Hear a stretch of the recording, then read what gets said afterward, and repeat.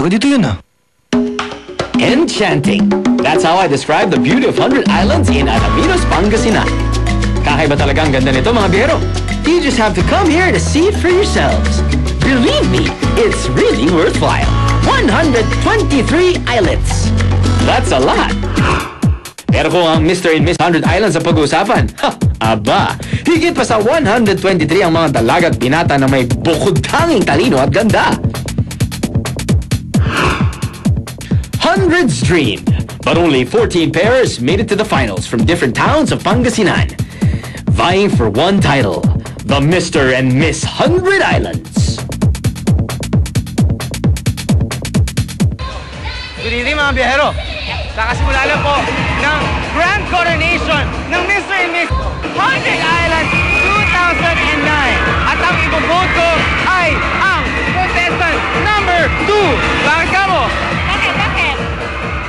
Dahil, actually, yung itong contestant number 2 yung lalaki. Oh my God, Babae ka pumili. babae. Pamilya, Pangasinan! Welcome everyone! Palakpakan natin ikaw! Roosebud and I enjoyed watching the pageant from our seats. Pero mas exciting nung umakyat kami sa stage para magbigay ng special awards.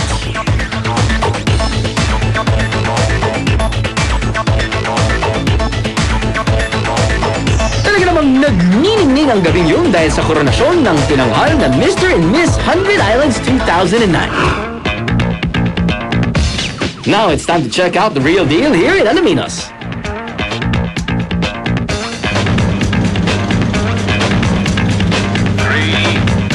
Go!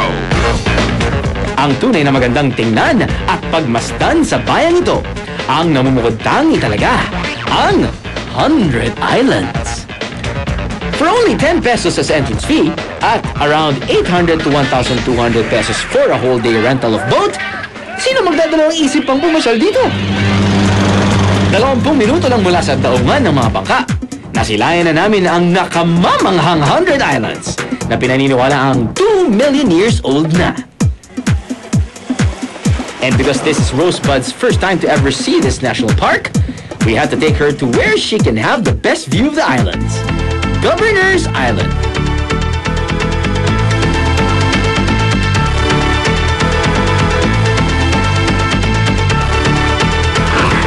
Hello, biyahero.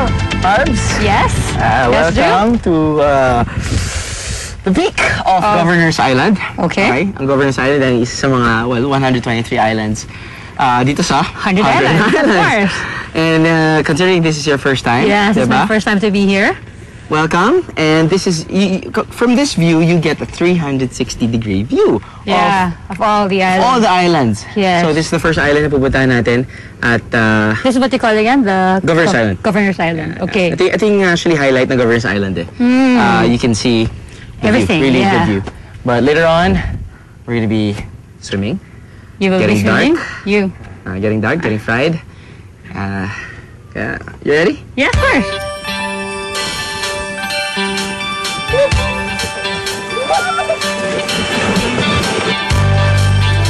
And as for me, for someone who has been here before, I had to do something I haven't tried.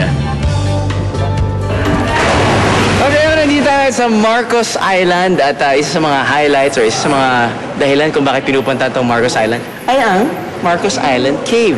Now, suot ko may cave. Pwede kayong bumaba dito at dun mismo sa pedestal na yun, dun sa mismong bato na yun. Pwede kayong tumalon 20 feet pababa dun sa isang 10 feet deep na balon. So if you calculate it, 20 feet, 10 feet, velocity, momentum, power, hindi ka siguro tatama sa sahig. Siguro. Bahala. Subukan na natin.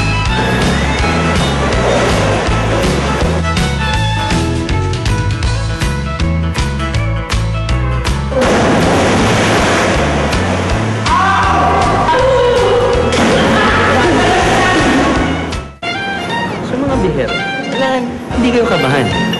Kailangan hindi kayo masyadong kabahan. Hindi eh, 20 feet deep lang naman yan, so... Ready? Okay, you have 5.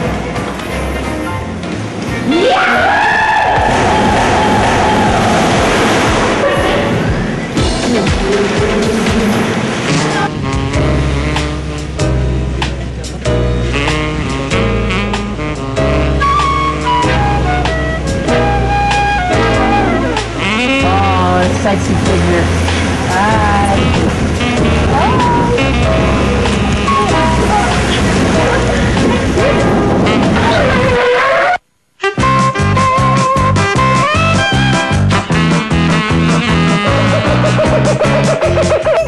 Up ahead, Rapsapapas coming to town.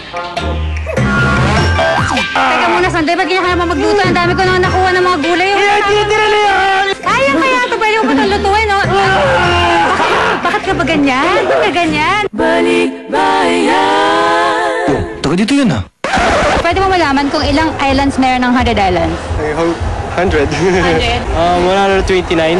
123. Marami kasi tayong mga islands kung saan sa sobrang ganda, nasabi na lang na 100% talaga totally beautiful yung mga island dito. Kaya natawag nating 100 island. Pwede mo ba i-explain kung ano yung suot-suot mo ngayon? Ito po ay pamaypay. Gawa po siya pamaypay ito. Gano'ng kalakas yung pamaypay mo? Siguro po mga level 4 lang. Level 4? Pwede mo ba subukan sa akin? Sige po. Sige, kaya mo yan. Up? Sige ka. Medyo mainit kasi dito eh. Yan. If you are a bangus, how do you want you to be cooked? You want dying? Fresh bangus. Yeah, fresh bangus. Yes. I love it. Kung ikaw lang mag-isa sa island, sino dapat kasama mo? Siyempre special someone ko.